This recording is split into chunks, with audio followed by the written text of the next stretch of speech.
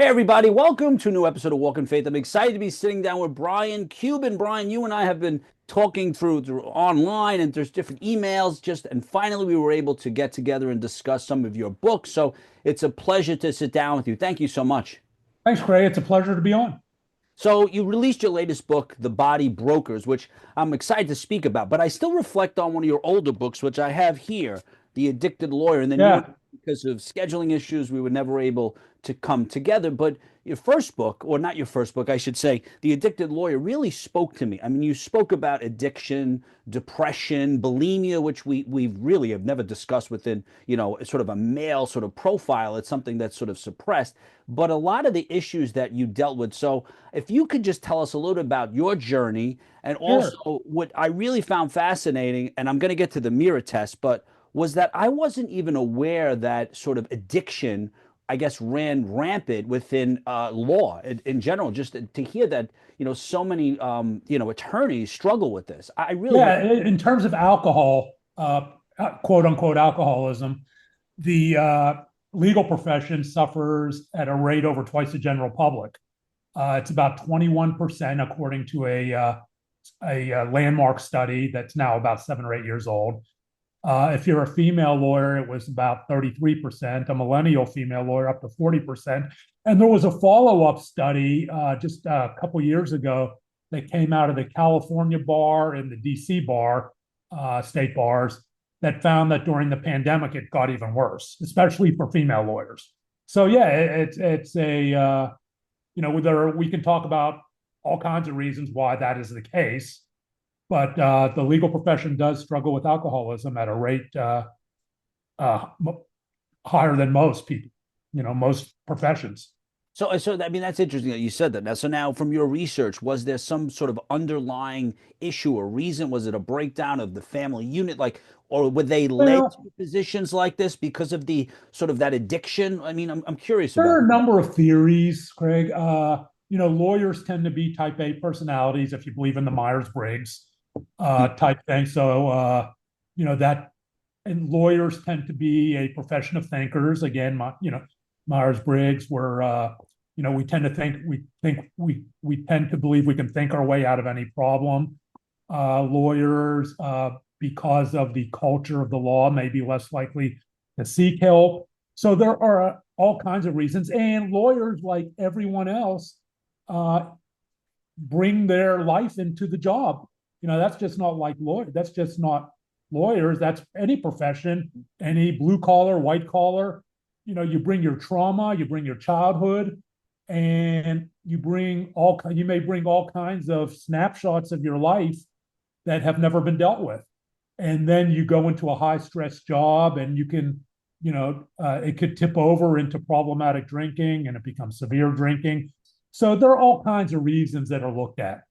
That's interesting. And now, when you're saying that, I'm reflecting on any of the TV shows and films you see. You always saw the district attorney and maybe the sergeant, or someone in authority sitting at the bar having a scotch, and they normalized it where it Yeah. became, just normal. I mean, even society and commercials we see constantly, they're promoting, addictive behaviors. But so I'm curious, like I recall in your book, I think you talked about the family cycle, and that and I guess you didn't have the opportunity to break the cycle, or how important it is to break the cycle. So I was curious, was when did you first sort of, I don't want to say addicted, but first be introduced to, say, drugs and alcohol? Well, alcohol in high school. Yeah, there's the context is that I was a heavy kid and kind of obese, and I was bullied severely at school over my weight, and I had a very difficult relationship with my mother, and I'm not blaming her. The cause and correlation are two different things. Uh, so I do not blame my parents, but there was a lot of fat shaming. My mom was fat shamed by her mom, who is a diagnosed schizophrenic. Uh, and so that all kind of ran downhill at a time when you really, this was the 70s, where you weren't talking about any of those things. My mother struggled with her mental health issues and couldn't talk, had no one to talk to. And, at a time when there really was no treatment. And at a time when a young woman, if she talked about being depressed or this or that, you could risk losing your children. Hmm. This was the 70s. And so, not understanding how these things, I became depressed and I began to eat more and more to quell my depression. And I was a heavy kid. And the bullying at school, Craig, all culminated. And I call it the day of the gold pants. And you probably read about this in The Addicted Lawyer. Mark, my older brother Mark, who people may know from the Mavs and Shark Tank and all that, uh, he back then he taught disco. And if people know what the disco era was, it was around 1976. Yes, John Travolta's Saturday Night Fever, yes, and yes. that. And he was teaching at a downtown club, I think called Heaven.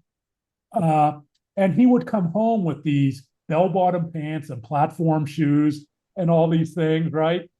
And which was the uniform of the disco era.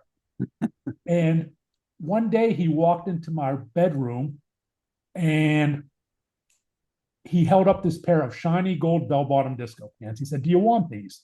And I said, "Sure." I take them from him, and I decided I was going to wear those pants to school. I love my brother Mark. We were close then. We're very close now. But I was somebody who was shy and I was introverted, and I didn't have any friends. And and Mark was very outgoing and things like that. And so I wore the pants to school, and the kids made fun of them. My guts hanging over. I mean, they were tight. My butt looked like 15 cats trying to get out. I had to spray the water bottle to get in them, right? Jump up and down. And I'm walking home from school with these kids. And these kids were, in my mind, this is before the internet, in my mind, these kids were the popular kids, right? The kids that I wanted to be with, the prom kings, the prom queens, the kids who were going on their first dates, getting their first kiss, the kids who were holding hands, walking down between the lockers in high school, all the things that I associated with peer acceptance. And those were my images of popularity. So unfortunately, some of them were also the bullies who made fun of me, but I thought it would be like kind of a fraternity hazing that if I took it long enough, Yeah. they would say, "Hey, Cubes, you're one of us now, right? Join in. Now you can go to the football games with us. Now you can do that, this and that." But that's not how bullying works. I'm wearing my shiny gold bell-bottom disco pants, and it's a mile walk from the high school to our house just south of Pittsburgh in Mount Lebanon. And the kids are making fun of me, and we're on the sidewalk. Cars are whizzing by, and the kids start pulling at my pants. And one of and making fun, saying, "You fat pig," this and that. The fat shaming was brutal, the taunting. And one of them pulls at the zipper just below the belt seam, and it rips a little bit. And another one of them goes, "Ooh," and he pulls, and it rips right down the zipper seam. And then they were on me like a pack of wild dogs. They tore off the pants out of my Fruit of the Loom tighty whities. And I remember I was wearing a Pittsburgh Pirates t-shirt, Ked's three-ring tube socks, and Ked's tennis shoes. I was a product of the 70s. And they threw the shreds out in the street. They threw all the pieces out in the street, out in this busy street. Walked down the street, high-fiving, looking back, Cubes. That's what they called me, Cubes. And I had to wait for the cars to stop. I go out for a break in the traffic. I go out and pick up the shreds, and I start waddling on home, covering up my underwear. And I remember it was a mile walk, but that walk of shame, Craig, might as well have been from Pittsburgh to Seattle. Wow. Right? It felt that long. And the worst part, I remember the worst part were the stoplights. There were two stoplights, and every stoplight seemed like it took 2 hours. And the people looked out the window, and they're looking and out of their cars, and no one rolled down their window and asked if I was okay. And I finally made it home, and the house was empty. It was funeral quiet. And I walked down into our basement, and we had these blue painted wooden stairs. And I had never noticed it before, but with each step, there was a creak. The stairs creaked, these old stairs. And I felt like each creak was like a bullet fired into a pond where the sound rippled out to my father, who ran an auto trim shop. He reupholstered car seats about 2 miles away. And he knew what had happened to me, to my brothers, to my mother, who sold real estate. And they all said, "You can't stand up to bullies," right? And they would all, but that's how, in the mind of a 15-year-old boy, I envisioned it. And they wouldn't have done that. They loved me dearly. My brothers would have been, who did this? Hmm. We're going for it. Let's go. And I found a wastebasket and I pulled out all the newspapers and cans of Chef Boyardee ravioli and this and that. And I stuck the shreds under there, hoping it would bury my shame, bury my trauma. But that's not how shame and trauma works. Shame and trauma remember. Shame and trauma thread through life. And they have a way, when we think we've compartmentalized it and said, I'm over that, they have a way of boiling over uh, when we least expect it. And we may not even know that that's what's driving the behavior because we think we've dealt with it. Can't be that. And it was right around then that I remember looking in the mirror and seeing nothing but a fat pig, a monster who wasn't worthy of love, who wasn't worthy of friendship, who wasn't worthy of anything but ridicule. And that was the beginning of how I started to see myself. And that was the beginning of the the way I would begin to deal with things in a destructive way, starting with drinking. Wow, that is a powerful story. So now let me ask you, in order for you to move forward in your life and obviously, you've overcome addiction and we'll get into that, but did you have to go back internally and forgive those kids? Absolutely, forgiving that. It's funny. I've been asked that now and then. I do a lot of speaking on this topic. And do you forgive those kids? Do you want to, let them know what they did?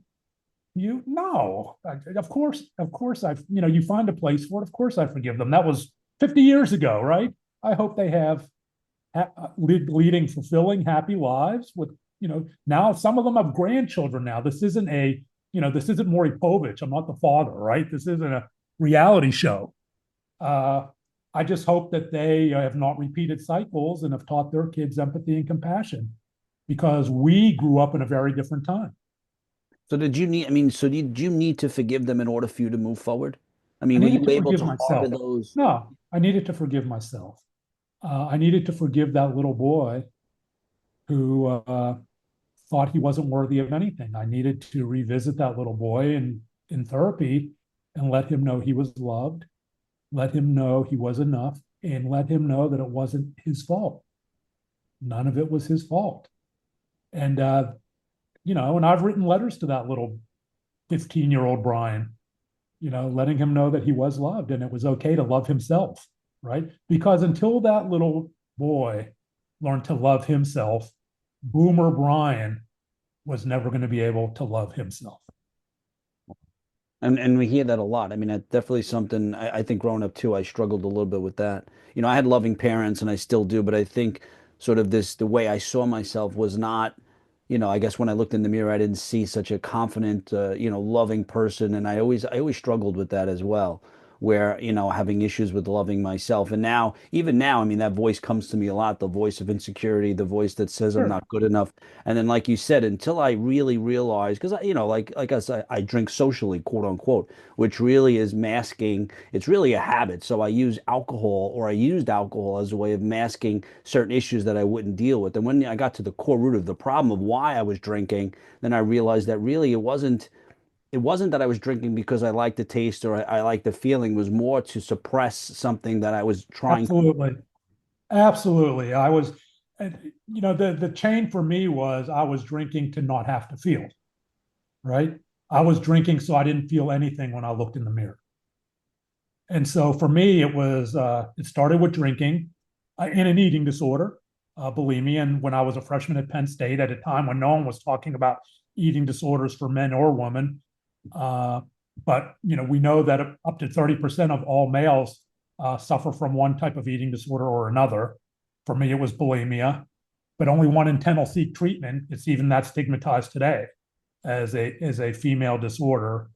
And then it went to from drinking. I was a full blown alcoholic at Penn State and through law school at Pitt Law. I graduated law school by the skin of my teeth. And then I discovered cocaine when I moved to Dallas. and cocaine and alcohol took over my life as a practicing lawyer and really crashed my career as a lawyer. And then, in 2005, I made the decision to end my life by suicide because I decided that I was never going to see anything but a fat pig monster. It would never be anything else. And it was very close.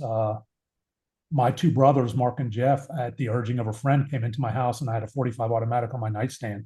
And I was all coked out and drunk. And they took me in my first of two trips to a Dallas psychiatric hospital.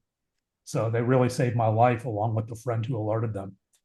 And then, but that wasn't the beginning of my recovery. I wasn't ready and I went back, I kept going. And then in 2006, I had met someone and we began dating and she moved in with me. I was able to hide what I was going through from her to the extent I could. And then Easter weekend 2007, she went away for the weekend and I went out in downtown Dallas and thinking I would go out, do some blow and this and that. And, showered. She would be back. She left Friday, be back Sunday evening. She would never know. But I ended up having a blackout, 2 day black, 1.5 day blackout. She came home and I was lying in bed and there's cocaine everywhere. And, then that was my trip to a second trip to the same psychiatric facility. And I remember, Craig, we're standing in this parking lot of that psychiatric facility, me now for the second time in my life, and she's crying, and I'm thinking she's going to leave. I'd leave. We'd only been dating a year, just over a year, but she actually stood by me, and we dated for over a decade while I rebuilt the broken trust and found recovery. And now we've been together over 19 years. Oh, that's great. So Wow. not all relationships will survive it, but ours was able to. But one, because she's a saint, and two, because I had to do the work, right? I had to do the work for me because in recovery, bad things happen, still happen in recovery. Spouses leave, Mm-hmm. girlfriends leave, significant others leave, partners leave, people die. Lost both my parents in recovery. Pets die. Lost two pets in recovery. And all of this trauma and grief can be triggers for relapse, right? So I had to do it for me. But going back to that moment, standing in that parking lot, I had a couple other thoughts. One, there wouldn't be a third trip there, I'd be dead. And then I thought about my father, Craig. I thought about something my father used to say to Mark, Jeff, and I growing up. My father, who was the greatest generation, veteran of the Pacific, fought in the CB with the Battle of Okinawa, fought in Korea. He and his older brother, ran an auto trim shop in Dormont, which is about 2 miles from where we grew up. And they just reupholstered car seats and did things to cars. Very blue collar type of, work dad. And he was the middle of three boys like me. And he used to say to us all the time, he'd say, Mark, Mark, Brian, Jeff, or he'd get our names wrong. Jeff, Brian, Mark. He would say, you'd always get our names wrong. And he'd say, wherever you go, whatever happens, pick up the phone, whether it's across the state, across the country, or across the world. Pick up that phone, call your brother, make sure your brother's okay, tell your brother you love him. And my father was passing down this gift of family, Yes. Oh, brothers. how important that is. And it's a privilege, right? Because a lot of people don't have that. Oh, I know. It's one thing I do, and I'm going to listen to you. It's one thing I don't share a lot with my brother and my sister. We talk a lot, but I don't tell them all the time how much I love them. My parents, they grew up, in a different era where communicating love verbally was something they didn't do. They showed us by giving us things, and it was something because their parents didn't show love and affection verbally. But I think for me as a dad, I overcompensate now, and I'm constantly telling my son how much I love him. But I'm going to listen to what you said, and I'm going to actually take that to heart. But let me ask you now. So now, when I just want to go back for a second. So that day where you had the 45, and you were, ready to sort of end your life, and you talk about too about how much you love your brothers and your family at the time, especially. Did you think about them at all? Was that the reason, perhaps, that you thought about killing yourself? Yeah, I thought about them in a way that was destructive. That I was kind of because at this point Mark was ultra famous. And that's not blaming Mark, right? That has nothing to do with Mark. This is on me to have my own identity. Uh, and I felt I was kind of like a stain on the Cuban name, right? You know, successful brother, two successful brothers, and here I am. I lost my career as a lawyer, and this is where privilege comes in. I would be very disingenuous not to acknowledge that I have enjoyed substantial ultra privilege, both in addiction and recovery. They say addiction doesn't discriminate, and it doesn't, but access to resources and recovery does, Yeah. based on privilege, right? And so I had lost everything. I had lost my job. I had no clients left as a lawyer. And Mark put me to work for him, hoping that would kind of pull me up by the bootstraps. And that's not how addiction works. But my family's learning like everyone else. So Mark was basically paying me a salary and keeping me from living under a bridge. That is privilege that 99.999% of America does not have. Great. And I do acknowledge that. But that was my life. It was what it was. And so I don't want people to think I'm not aware of that. And and so yeah, I thought I was doing them a favor. So let me ask you now too, because when you mentioned earlier how, not like I said, I briefly mentioned the mirror. I think it was the mirror test you spoke about how as long as you were breathing or an attorney's breathing, they would be able to say, engage in a trial. So I'm thinking about some of the people that don't have access or don't have the ability to maybe hire an attorney and one is granted to them. And I'm always wondering now if some of these, based on the statistics, some of these attorneys are under the influence. I mean, that must affect the hearing, right? I mean, so I mean, Well, of wonder how course, yeah. I mean, we can only speak anecdotally, right? Because I have no idea how, if there's a study on how many lawyers have shown up for a hearing. Let me tell you something, Chris. I've done blow, state courthouse, federal courthouse. yeah, you mentioned your book in the bathroom, I think, in one of the stories, right? Yeah, I mean, I've done them in state and federal courthouses, and people are always shocked. Don't you know you can go to prison? Yes, I was addicted. I wasn't stupid. What's the definition of addiction? Compulsive drug-seeking behavior in the face of known adverse consequences, right? Of course I knew, but I couldn't stop. I've shown up to hearings under the influence of Xanax and coked up. I remember one of the last trials I had, and it was a bench trial too. It wasn't even a jury trial. I wasn't prepared. I had a panic attack driving. I pulled over to the side of the highway and snorted cocaine off the back of my hand.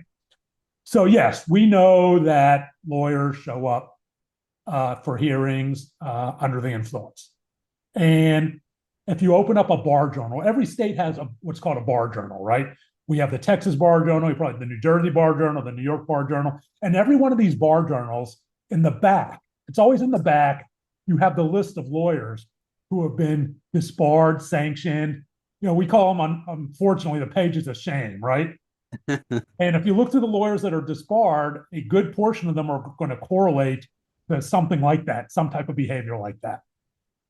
And so the goal is, but every state also has what's called a lawyer's assistance program, lawyers and judges assistance program. In Texas, we have the Texas Lawyers Assistance Program. I used to be on the board. So lawyers can get help before that happens. But, not everyone, is ready.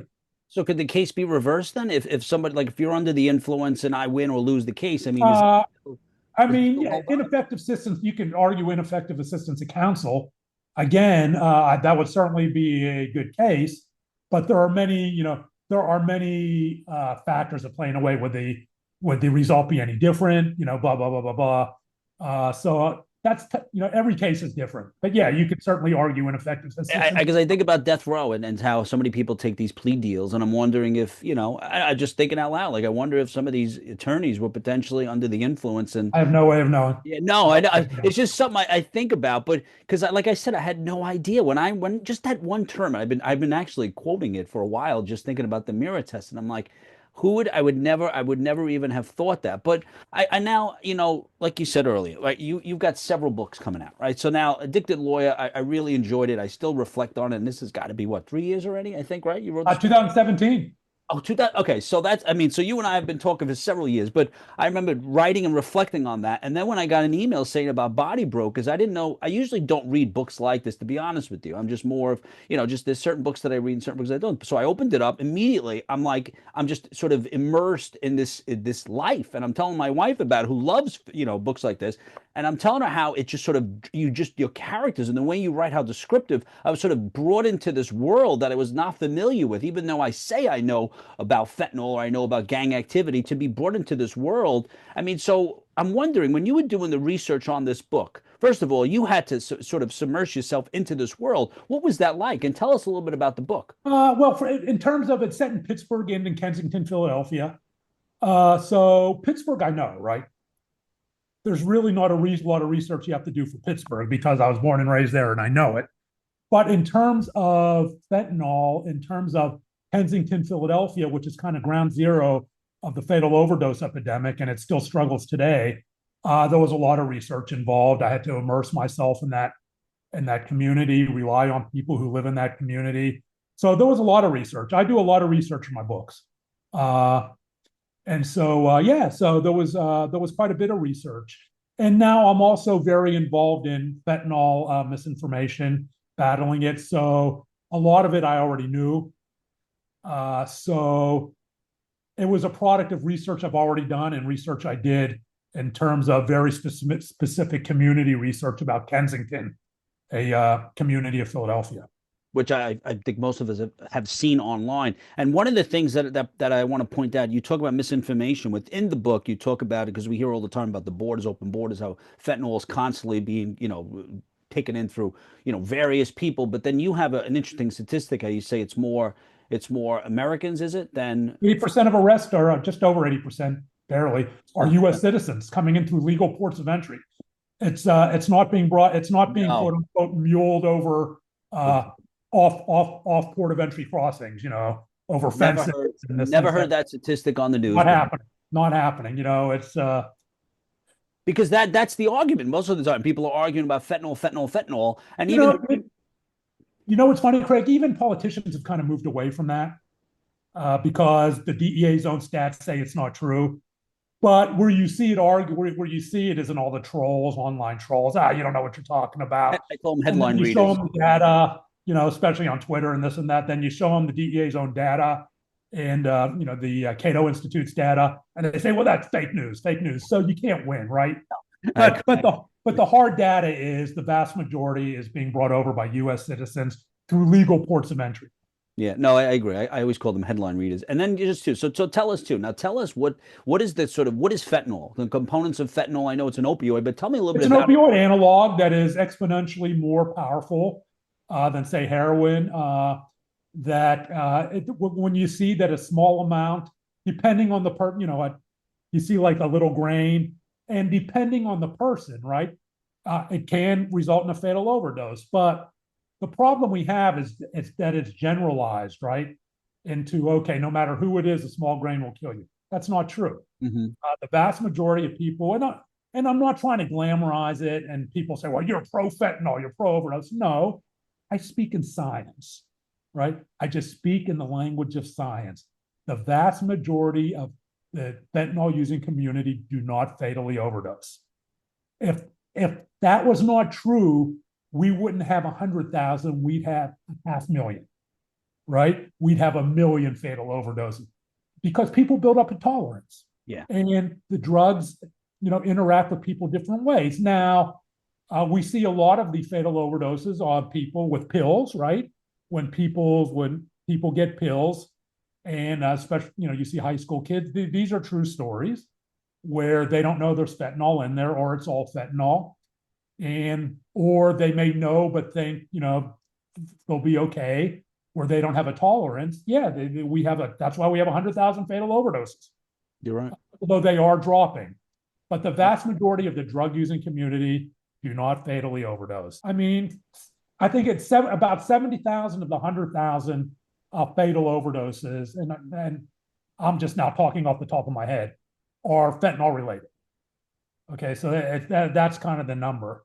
About 70% are fentanyl related. But again, I don't think it does any good to put it into this large umbrella because it's, different communities. If you go into Kensington, there are a lot of people using it, although fentanyl is actually, we could talk about how it's, the drug distribution is changing, right? In certain places, it's hard to find that, but because they're mixing it with other drugs. So you can go into Kensington, and believe me, everyone, you have a lot of people using fentanyl, and they're not all fatally overdosing. But we also have all our harm reduction tools in place now that weren't as prevalent, uh, you know, 4 or 5 years ago, that have become more mainstay and become more accepted. Narcan, for one, naloxone, the generic name. Narcan, much more accepted within the communities, within the suburban communities, the parental communities, the school communities, where you may not have seen that acceptance before, where the education, don't use alone, and Hmm. all of these different things we believe, have played a substantial part in the reduction in fatal overdoses, as well as fentanyl test strips, which idiotically are still illegal here in Texas. Which you can, if you can test your supply, right? And that's important. You can say, well, we'd rather have people not use. Okay, that's true. But if you're going to use, stay alive. Stay alive. What's the only requirement for recovery? Be alive. So don't use alone, right? Don't use alone is a big thing now. If we'd rather you not use, but if you're going to use, you can't Narcan yourself. Hmm. The person, you need to have someone who has it so they can revive you. So don't use alone, and carry Narcan. I carried in my car. I carried in my computer bag. And Interesting. so But you it's become mentioned, more of course, you mentioned in your book. So I mean, so there's different ways of, I guess, ingesting, the opioid fentanyl. Is it injection? How does somebody take? uh, and, oh yeah, that's a great question, because here's the way you ingest fentanyl. You can snort it, you can inject it, you can smoke it, but not like sprinkling it on marijuana. It has to be like vaporized, but with the foil. This marijuana laced fentanyl thing, is nonsense. Doesn't happen. It's never happened. I don't care what you see in the news. You'll see a law enforcement agency report it, but what you don't see is that it's always debunked. Always debunked. Nobody's lacing leafy or whatever marijuana with fentanyl. Fentanyl doesn't burn that way. Okay, fentanyl needs to be like vaporized with aluminum foil. And then you can ingest it through the mouth, although the stomach, going through the stomach, can kind of, have an effect in how it impacts you. Although we see a lot of infants, when an infant overdoses, it's usually because they were around it, the parent was using it, and they put it in their mouth. And so that generally isn't a preferred way, right? It's injection, snorting, smoking. And so when we see a law enforcement officer, they pull out a packet and all of a sudden they go, oh, and they face plant. That's called passive exposure, not a thing. Doesn't happen. Never been, there's never been a, there's never been a verified passive exposure case of any law enforcement officer anywhere. Interesting, which is And also in your book. you will never, that's in the body brokers. You never see a toxicology test, right? And so I could talk about that forever, but passive exposure isn't a thing. You can overdose on fentanyl by being around a packet of it. You can overdose on it by giving mouth to mouth to someone who overdosed. And here's the problem, Craig. When we spill out this kind of propaganda and nonsense, people Yes, become afraid to help people who have overdosed. exactly. Oh, I agree with you 100%. And so I'm not going to give mouth to mouth. I'm not going to do this. I'm not going to do that, because I could overdose on the fumes. Not a thing. Not a thing. And it's unfortunate. You could passively overdose from fentanyl. Every drug user, every medical professional, we would have 3 million overdoses every year. Medical professionals spill fentanyl, the medical fentanyl, the liquid form, medical fentanyl, which is used in surgeries and anesthesia. And so they spill it on their hands, and you use gloves and stuff, but it's all nonsense. It's all nonsense. And convincing people that it's nonsense is Mm. just And a now, how daily thing. addictive is fentanyl? I mean, obviously, neither one of us are promoting the drug at all. I'll But promote medical fentanyl. It's a great medical fentanyl. anesthesia.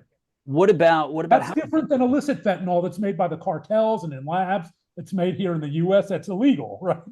That's different. Medical fentanyl is different. It's used in anesthesia. It's used in, operations. I had my hernia operated on 2 years ago, and I looked at the drugs they were giving me, and fentanyl was part of it. Fentanyl cocktail was in the Oh yeah, cocktail. we'll clarify. So illegal fentanyl. How addictive is illegal fentanyl? Very addictive. It's an opioid. It's an opioid. It's addictive and no, addictive and dependence are two different things, right? Dependence is the body's reaction, becoming acclimated and wanting more. That's a physical reaction, and addiction is a almost more behavioral reaction, right? Where you have to have it despite the consequences. Hmm. And so you go out searching for it despite the consequences. You might do illegal things to get the money for it despite the consequences. That's more of a behavioral thing.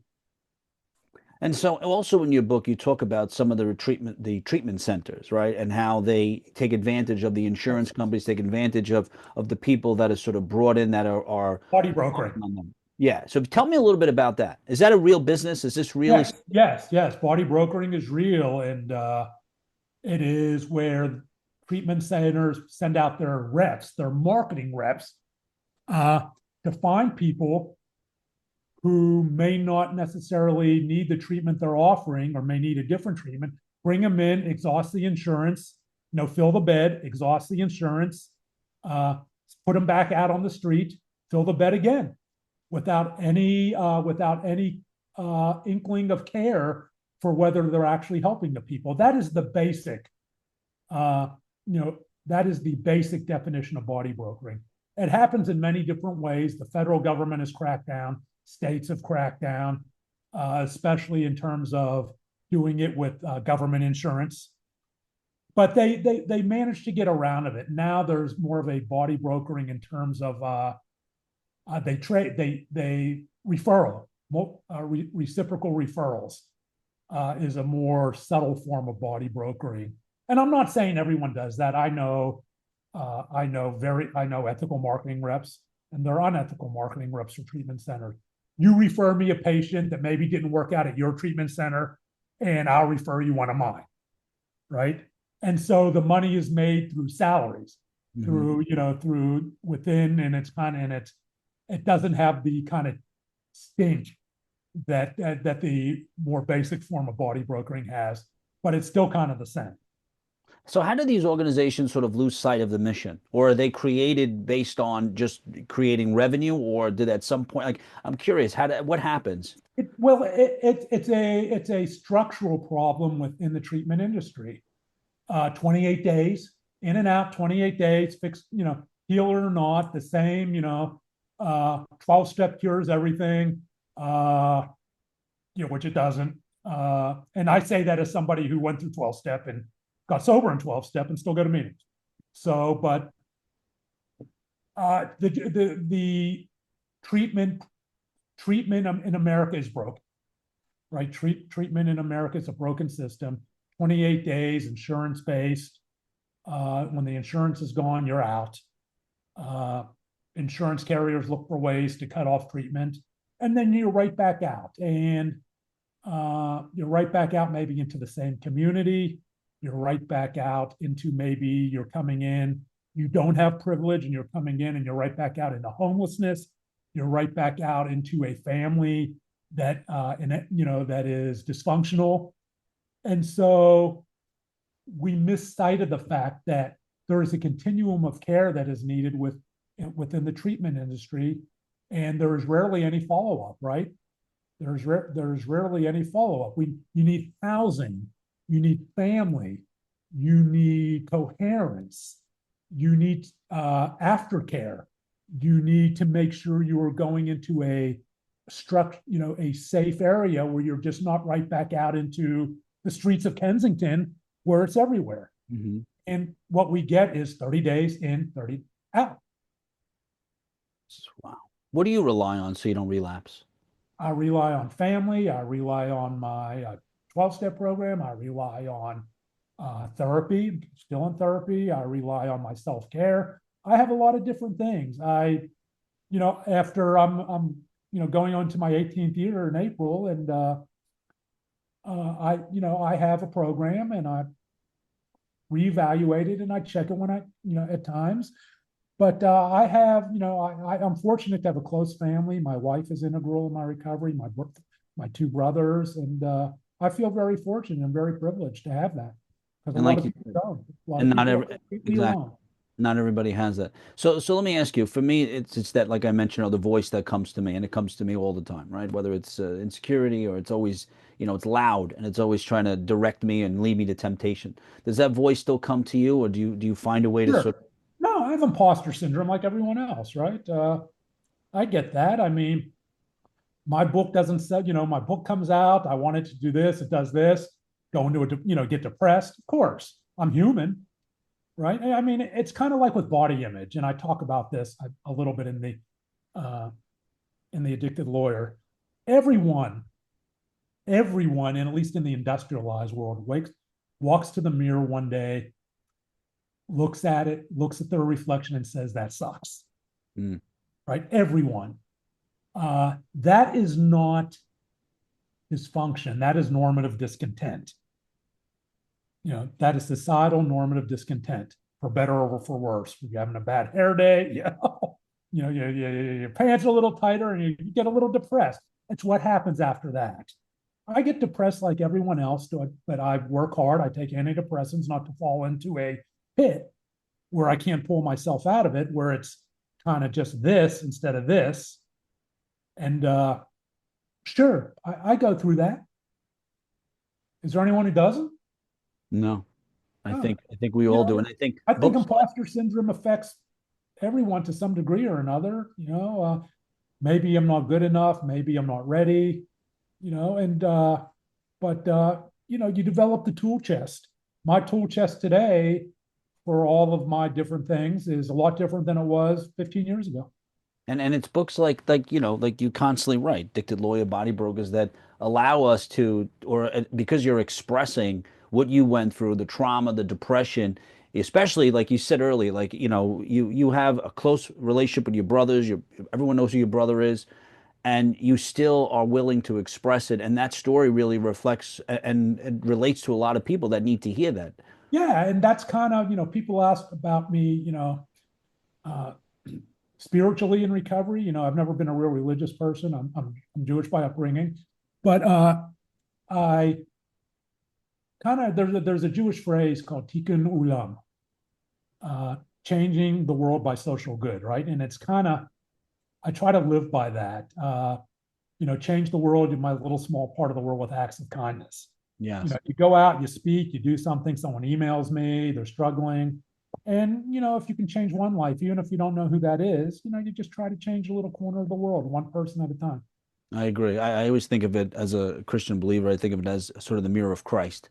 Like I want to display the attributes of Christ, love people, express and help people as much as I can without expecting anything in return. Like doing this, like just being able to sit down with you. Maybe you'll say something. I guarantee you have said a lot of things that will impact and inspire somebody, whether to pick up your book or to just get help, get recovery, maybe look at family. I mean, there's so many things. Like you said, certain things to me that I'm going to start to think about how I need to Yeah, express my love and compassion more towards my brothers and yeah. sisters. What? It's been more than once. You never know what people are going to get, right?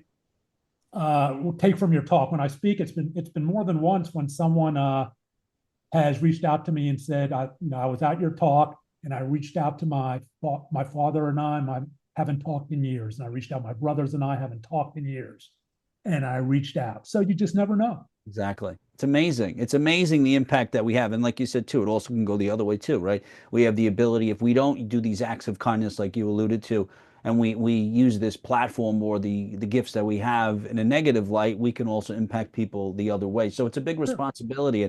And I commend you for really exposing so many things and being so open and honest and telling me these stories. And you mentioned earlier about your brother, and he was a good dancer, and maybe we'll see him on, what is that dance show? I always Well, he forget. was on Dancing with the Oh, he Stars. was. Oh, Well, I don't watch the show. yeah, I forget how long ago. It was one of the first few seasons. Oh, wait, maybe they should have Because him. I went to the first. I did go to the first round.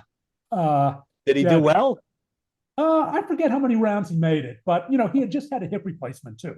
Oh, So I've that's had one, funny. runs in our family. I've had one as well. But yeah, so I mean, I thought he did well, but he was, yeah, one of the first few seasons he was on That's Dancing. funny. You can see I don't watch, I'm sorry, I don't watch a lot of TV. I watch a lot of documentaries, a lot of films, but I don't watch a lot of CBS, NBC TV shows. What Yeah, I rarely watch network television Yeah. unless it's sports. Yeah, I don't even watch sports either. Sorry. I do watch boxing though, so. But Okay. Brian, it's been a pleasure. I advise people to pick up your books. I think you have 4 books out right now, right? Is it 4 books? Yeah, I wrote one many years ago that was just about eating disorder and body image called Shattered Image. Well, I advise people to log in. It's briancuban.com, right? You have an easy website, right? It's at www.briancuban.com. That's no offense. Whenever I interview someone that's a little bit older than me, they always say www.